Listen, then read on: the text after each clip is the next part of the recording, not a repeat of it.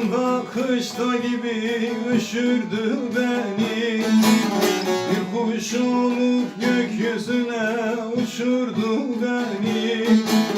Döne döne bir kayaya konamaz oldum, konamaz oldum. Döne döne bir kayaya konamaz oldum, yar yar konamaz oldum.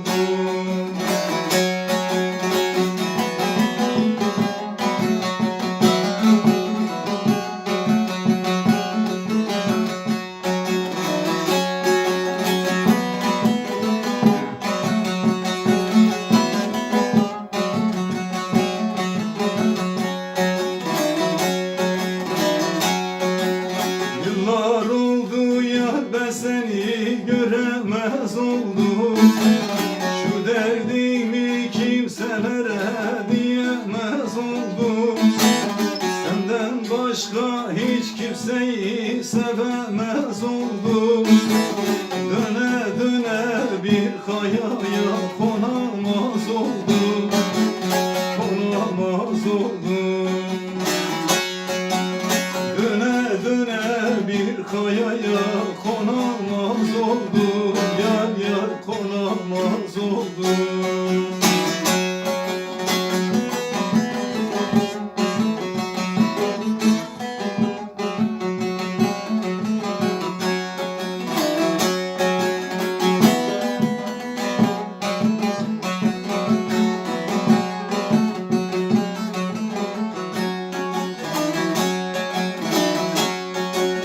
Şaşırdım yolumu bilmem nereye konsam.